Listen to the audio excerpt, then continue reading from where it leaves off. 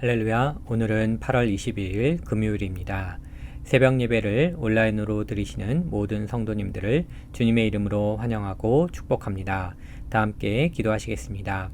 사랑의 하나님, 이 새벽에 주님을 사모하는 마음으로 일어나 하나님을 예배하게 하심에 감사드립니다. 하나님, 우리는 어려움이 많은 시대를 살아가고 있습니다. 그러나 하나님의 진리의 말씀, 생명의 말씀을 주셔서 오늘도 승리하게 하여 주옵소서. 이 새벽에 부르짖는 모든 심령 가운데 하늘의 문이 열리고 기도의 문이 열리게 하옵소서. 예배의 시종을 주님께 의탁드리며 이 모든 말씀 존귀하신 예수 그리스도의 이름으로 기도드렸습니다. 아멘.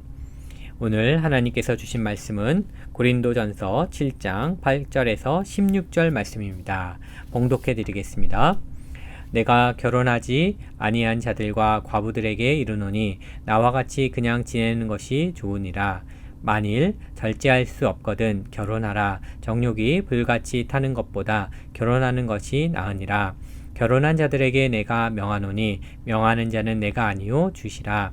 여자는 남자에게서 갈라서지 말고 만일 갈라섰으면 그대로 지내든지 다시 그 남편과 화합하든지 하라. 남편도 아내를 버리지 말라.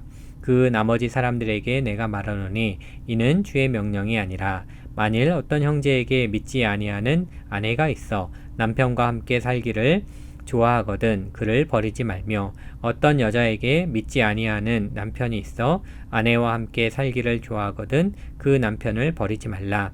믿지 아니하는 남편이 아내로 말미암아 거룩하게 되고 믿지 아니하는 아내가 남편으로 말미암아 거룩하게 되나니 그렇지 아니하면 너희 자녀도 깨끗하지 못하니라. 그러나 이제 거룩하니라. 혹 믿지 아니하는 자가 갈리거든 갈리게 하라. 형제나 자매나 이런 일에 구애될 것이 없느니라. 그러나 하나님은 화평 중에서 너희를 부르셨느니라. 아내된 자여 내가 하나님을 구원할는지 어찌 알 수 있으며 남편된 자여 내가 내 아내를 구원할는지 어찌 알 수 있으리요. 아멘. 오늘 하나님께서 주신 말씀을 거룩의 능력으로 가정을 세우소서, 거룩의 능력으로 가정을 세우소서라는 제목으로 함께 나누겠습니다. 고린도전서 7장 1절에서 7절까지는 결혼 생활에 대한 일반적인 권고를 서술하고 있습니다. 또한 본문은 결혼에 대한 다양한 실제 사례를 다루고 있습니다.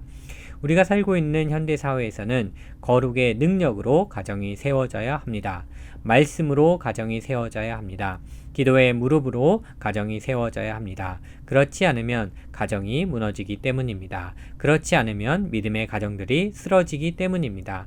그만큼 이 시대가 악하기 때문입니다.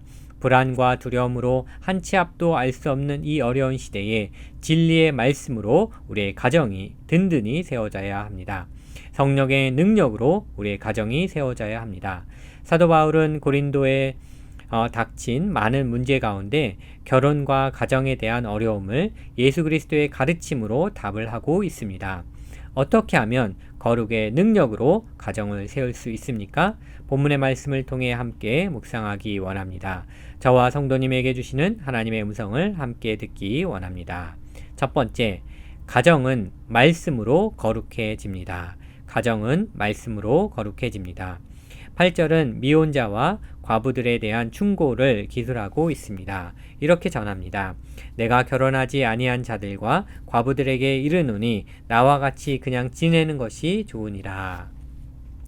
바울은 본문에서 미혼 남녀와 싱글맘, 싱글파에게 권면하는 것을 알 수 있습니다. 바울은 그들이 자기처럼 독신으로 지내는 것이 좋다고 권면하고 있습니다. 이러한 권고는 7절 말씀과 맥을 같이 하고 있죠. 7절에서 바울은 모든 사람이 자기와 같이 독신으로 살기를 원한다라고 했습니다. 그러나 각각 하나님께 받은 은사가 다르기 때문에 절제의 은사를 받지 않았다면 결혼해야 한다라고 말씀하십니다. 그것이 바로 9절에 나옵니다. 이렇게 전하지요. 만일 절제할 수 없거든 결혼하라. 정욕이 불같이 타는 것보다 결혼하는 것이 나으니라. 9절 말씀처럼 정욕으로 불타는 내면의 욕망을 가지고서는 단정한 몸가짐, 온전한 정신으로 주를 섬기기가 불가능합니다. 그러기에 절제의 은사를 받지 않았다면 차라리 결혼해서 주를 섬기는 편이 낫다라고 말씀하십니다. 이제 10절 말씀을 보면요, 결혼한 자에 대한 충고를 서술하고 있습니다. 절제의 은사를 받은 사람은 독신으로 사는 것이 좋으나 이미 결혼한 사람은 결혼을 깨뜨려서는 안 된다라고 말씀하고 계시죠. 10절과 11절 말씀은 이렇게 전하죠. 결혼한 자들에게 내가 명하노니 명하는 자는 내가 아니요 주시라. 여자는 남편에게서 갈라서지 말고 만일 갈라섰으면 그대로 지내든지 다시 그 남편과 화합하든지 하라. 남편도 아내를 버리지 말라. 바울은 결혼에 대한 예수님의 가르침을 재확인하면서 이혼을 하지 말라라고 하십니다. 마가복음 10장 2절에서 12절 말씀을 보시면요, 바리새인들이 예수님께 나와서 시험하여서 질문을 던졌습니다. 예수님, 사람이 아내를 버리는 것이 옳습니까? 이에 예수님은 모세의 율법은 어떻게 말하고 있느냐라고 말씀하십니다. 당시 유대교에서는요, 아주 드문 경우를 제외하고 주로 남자가 여자에게 아주 하찮은 이유만으로도 이혼 증서를 써주었다라고 합니다. 그리고 이혼할 수 있었다라고 합니다. 예를 들면 할렐 학파의 견해로는 요리하다가 빵을 태웠다란 이유만으로도 이혼 증서를 써줄 수 있었다라고 합니다. 그러기에 바리새인들은 모세는 이혼 증서를 써주어 버리기를 허락하였다라고 대답합니다. 예수님은 그들에게 너희 마음이 완악하여 이 명령을 기록하였다라고 대답하시죠. 그리고 하나님이 결혼의 목적과 취지를 주신 것을 설명합니다. 다시 말해서 하나님의 결혼의 목적과 취지는 바로 사람이 그 부모를 떠나서 그 둘이 한 몸이 되는 것입니다. 즉 하나님이 짝지어 주신 것을 사람이 나누지 못한다라고 말씀하셨습니다. 그러므로 결혼에 대한 예수님의 가르침은 분명합니다. 결혼한 사람은 결혼을 깨트려서는 안 된다는 것입니다. 그런데 이러한 예수님의 가르침을 바울이 이방인들의 교회, 고린도 교회에 전하고 있습니다. 당시 헬라 세계에서도 남편이든 아내든 이혼을 제기할 수 있었습니다. 당국에 보고하는 것만으로도 이혼이 성립되었습니다. 본문은 이와 같은 헬라적 관습에 따라 아내가 남편과 이혼하고 남편이 아내와 이혼하는 일이 벌어지고 있는 고린도 교회의 예수님의 가르침에 따라 이혼하지 말 것을 금지하고 있습니다. 바울은 10절과 11절에서 그리스도인 간의 이혼을 금하시는 예수님의 가르침을 정확하게 전하면서도 이혼은 어쩔 수 없이 발생한다는 사실 또한 인정하였습니다. 그는 이 문제를 괄호로 처리하여서 당시 고린도 교회가 당면한 문제에 대해서 명확한 답을 제시하고 있습니다. 만일 결혼이 깨지면 아내는 결혼하지 말고 혼자 지내든지 그 남편과 화합하라고 권하고 있죠. 당시 고린도에는요, 금욕주의 여성들이 있었다라고 합니다. 그들은 결혼을 반대하고 이혼을 주장했다라고 합니다. 이러한 금욕주의가 고린도 교회 내에서도 퍼지게 되었고요. 바울은 이에 대한 예수 그리스도의 가르침을 정확하게 전하고 있습니다. 그런데 바울은 이혼에 대한 예수님의 가르침을 율법주의적으로 해석하지는 않았습니다. 오히려 그는 예수님의 결혼에 대한 가르침의 정신을 명확하게 전하면서도 이혼은 발생할 수 있다는 사실을 인정했습니다. 그리고 그들을 위한 정확한 지침도 제시했습니다. 여기서 우리는 결혼에 대한 예수님의 가르침을 밝히 깨닫게 됩니다. 그것은 결혼은 남편과 아내의 일생 동안 파괴될 수 없는 관계라는 가르침입니다. 또한 이혼한 아내나 남편이 배우자가 살아있는 동안 다른 사람과 결혼하면 간음을 범하는 것이라고 예수님이 말씀하셨습니다. 그러나 우리가 사는 현대사회는요, 배우자가 조금만 불만스러우면 불평을 하게 됩니다. 불평하다 보면 내 결혼 생활은 참 불행하구나 라고 생각합니다. 그리고 이혼하자는 말을 쉽게 합니다. 그러나 그리스도인은 불만스러운 결혼에 처한다 할지라도 주님께 기도해야 합니다. 내 안에 십자가의 사랑으로 충만하게 되기를 기도해야 합니다. 우리 가정의 성령의 열매, 특히 인내하며 오래 참음의 열매가 맺히기를 기도해야 합니다. 나의 삶의 주인이 예수님 되시기를 기도해야 합니다. 십자가에 달신 예수님을 바라보며 불만하는 나, 불평하는 나, 불행하다고 생각하는 나를 십자가에 못 박고 주님의 은총을 간절히 구해야 합니다. 그리고 결혼 생활을 건강하게 하려고 노력해야 합니다. 부부 갈등이나 가정 문제를 해결하기 위해서 필요하다면 상담도 받아야 합니다. 가정은 거룩을 위한 플랫폼이기 때문입니다. 가정이야말로 거룩을 위한 훈련의 장입니다. 가정에서 나는 죽고 예수로 살 때 진정한 그리스도인이라고 말할 수 있습니다. 내 자아는 죽고 내 성질이 죽고 내 욕망이 예수 십자가 앞에서 죽을 때 진정한 그리스도인이라고 말할 수 있습니다. 그때 우리 가정은 예수의 생명으로 살아납니다. 거룩의 능력으로 살아납니다. 성령의 생수로 충만하게 됩니다. 이러한 은혜가 우리 가정 가운데 임하시기를 간절히 기도드립니다. 두 번째, 가정은 연합으로 거룩해집니다. 가정은 연합으로 거룩해집니다.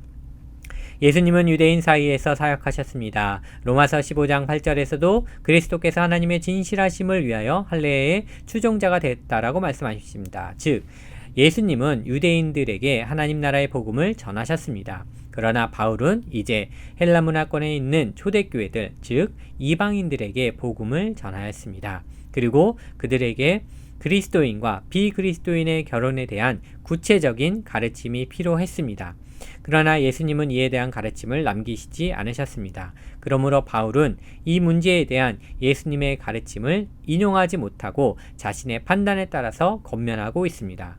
그렇지만 바울의 권면은 사사로운 주관적인 의견이 아닙니다. 그것은 예수님의 결혼에 대한 가르침에 근거하여서 그리스도인과 비그리스도인의 결혼, 즉 혼합 결혼이라는 새로운 상황에 비추어 새롭게 해석하고 적용하고 있습니다. 그것이 바로 12절에서 16절 말씀입니다.